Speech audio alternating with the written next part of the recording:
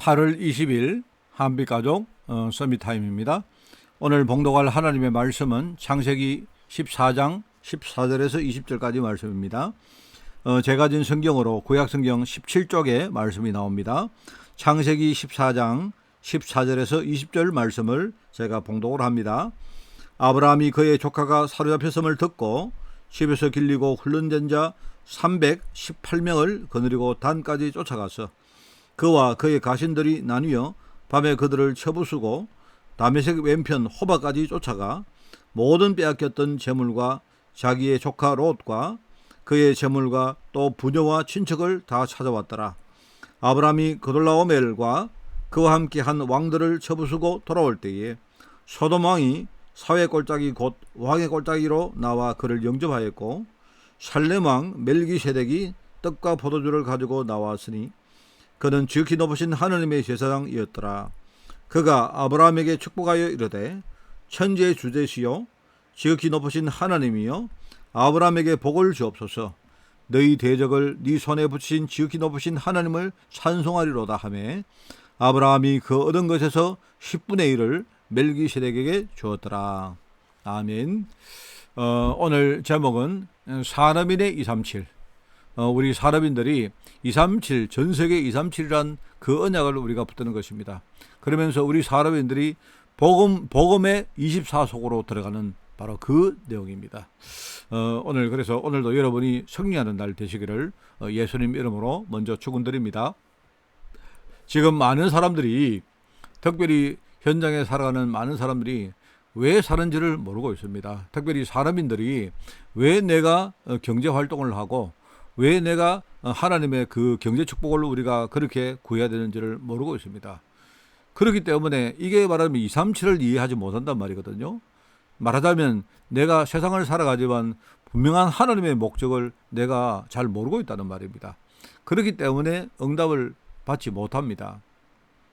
하나님은 아브라함에게 처음부터 뭡니까? 전세계 복음화, 237 복음화를 약속을 하셨습니다. 그런데 우리가 그냥은 잘 안 되니까 하나님이 여러 가지 어떤 어려움 통해서 이 아브라함이 계속 뭡니까? 단을 쌓고, 그죠? 가는 현장마다 뭡니까? 단 중심으로 생활하도록 그렇게 만든 겁니다. 이걸 가지고 우리가 24라고 그래 말합니다. 아브라함이 그때부터 응답이 왔습니다. 물론 하나님이 아브라함에게 축복하시겠다는 언약의 말씀을 처음부터 주셨지만 실제 아브라함이 이 축복을 받게 된 것은요, 바로 단 중심으로 24가 되어질 때 그때부터 응답이 왔는 겁니다. 나중에 뭡니까? 소돔과 고모라를 선택한 롯은 뭐죠? 눈에 보이는 대로 육신적으로 볼 때에 굉장히 풍요로운 땅을 차지했지만 결과적으로 그 풍요로운 땅에 지금 전쟁이 일어나고 결국 뭡니까? 그 전쟁이라는 그 재앙 속으로 빠져들어갑니다. 그 나중에 전쟁 포로가 되어지죠. 그런데 아브라함은 풍요로운 땅이 아니고 뭡니까? 하나님을 바라볼 수 있는 땅을 선택한 것입니다. 그런데 시간이 한참 지나 보니까 한 사람은 전쟁 포로가 되었고 한 사람은 뭡니까? 자기 가병을 318명이나 그렇게 둘 수 있을 정도로 그 정도로 하나님의 응답을 받게 된 겁니다. 이 굉장히 중요합니다, 여러분. 그렇기 때문에 여러분, 우리가 지금부터 세상적으로 육신적으로 우리 눈에 보이는 어떤 그 풍요로운 쪽을 따라가는 게 아니고 뭡니까? 우리가 하나님이 왜 나를 부르셨는지, 하나님은 나를요 237이라는 이 중요한 목표 때문에 부르셨고 그게 다가 아닙니다. 그러면서 오직 복음이라는 복음의 24속으로 내가 들어가기를 원한다. 이것만 되어지면요 어느 날 되어지게 됩니다. 어느 날 내 힘 가지고 하는 것보다는 뭡니까? 하나님이 내게 응답하시는 부분이 훨씬 더 중요하고 훨씬 더 크기 때문에 우리는 그런 인생을 살게 된다 말입니다. 자, 그렇다면 우리는 이 복음을 누리면서 특별히 한 주간 말씀을 내가 기도할 수 있는 내 인생의 중요한 한 문장으로 정리하는 것이 중요하다. 우리가 많은 걸 우리가 가지고 있으면요 내가 각인하기가 힘들거든요. 내가 이번 주 하나님이 나를 인도하실 말씀을 내가 한 문장 내지는요 아주 단순하게 내가 뭡니까? 딱 외울 만큼 내가 가지고 있다면 그러면 우리가 말씀이 각인되어지고 그리고 현장에서 이 말씀을 우리가 뿌리내리고 그리고 뭡니까? 내가 하나님의 응답받을 체질이 되어지는데 굉장히 우리는 유리하게 됩니다. 그렇기 때문에 우리는 아브라함을 우리가 모델로 삼아야 됩니다. 아브라함은 그죠? 처음에는 이 사람이 실패하고 실수를 많이 했습니다만은 그러나 그렇지 않습니다. 하나님의 언약의 말씀을 순종하고 따라갔기 때문에 나중에 뭡니까? 하나님의 언약의 말씀은 바로 237입니다. 237. 하나님의 언약의 말씀의 여정은 그 방향이 237이고 방법은 뭡니까? 바로 단을 사면서 바로 복음의 24가 되라는 게 그게 바로 하나님의 방법입니다. 그러면 어느 날 미래가 보이죠. 하나님이 하실 미래가 보입니다. 그러면 그거 따라가면 됩니다. 자, 그래서 우리가 아브라함을 우리가 오늘 모델로 삼고 우리 사람인들이 어떻게 해야 되느냐. 첫 번째, 아브라함은 하나님께 미리 굉장한 축복을 약속을 받았습니다.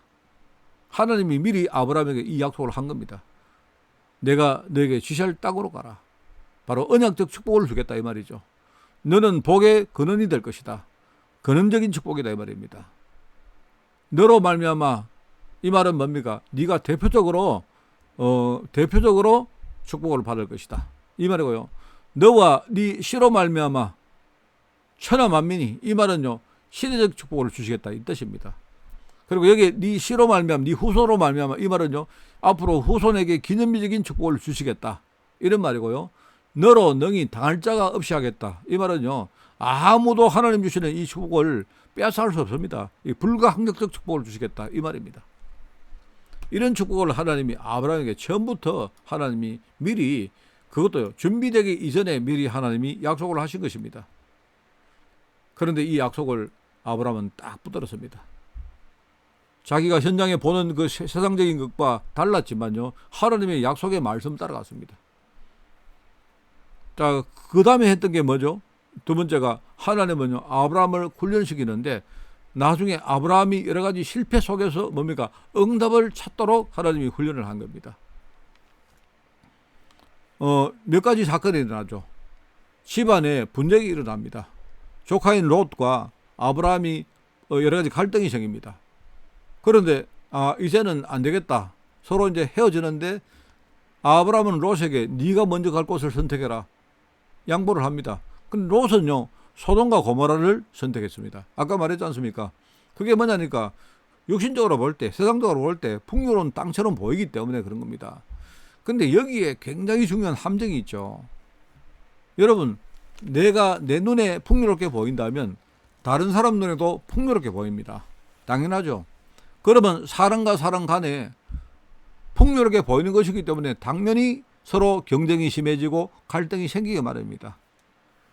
그런데 눈에 안 보이지만요 흑암 권세가 이걸 활용을 합니다. 그런데 아브라함은 영적으로 그걸 본 거 아닙니다. 세상적으로 판단 내린 게 아니고 영적으로 자기 자신이 제일 복음의 24가 될 수 있는 바로 환경이 뭘까 이걸 생각하고 나중에 산 쪽으로 택한 것입니다. 그런데 하나님이 그 아브라함의 선택을 보시고 주시는 말씀이 네가 눈을 들어서 동서남북을 한번 바라봐라. 종과 행으로 두루 다녀봐라. 네가 지금 보고 밟던 모든 땅을 너에게 줄 것이다. 너와 네 후손들에게 그것도 영원히 줄 것이다. 이렇게 하나님이 말씀하셨습니다. 그러면서 뭡니까? 아까 이야기했죠. 중요한 방향이 237이라면 하나님의 방법은 뭐죠? 네가 지금부터 단을 사하라. 복음의 24가 되어지라. 이렇게 되었는데 나중에 뭡니까?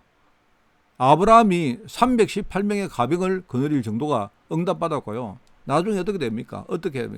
문제가 생겼는데 어떻게 되죠? 오히려 그 문제 속에 들어가서 포로가 된 롯을 구해올 정도까지 응답을 받아버립니다.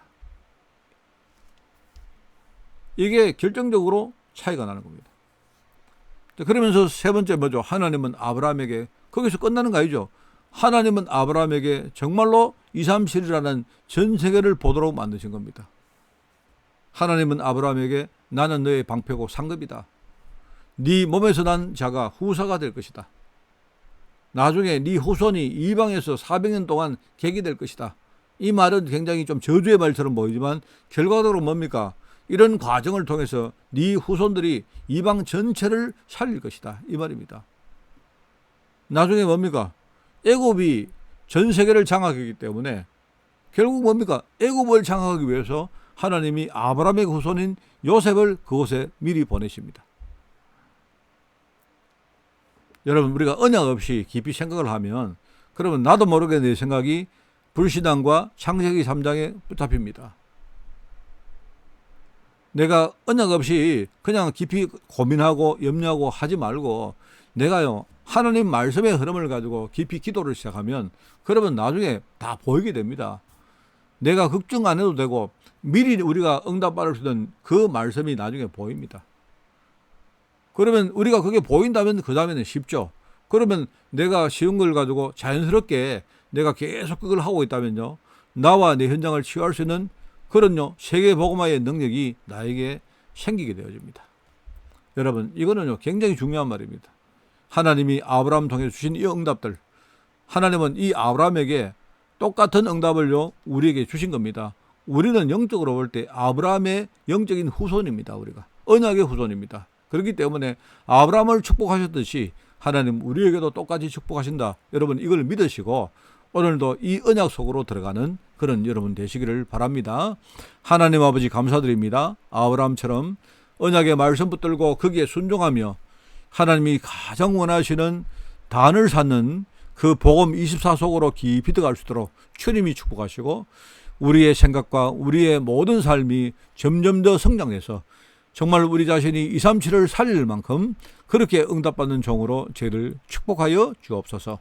감사드리며 예수님의 이름으로 기도드리옵나이다. 아멘.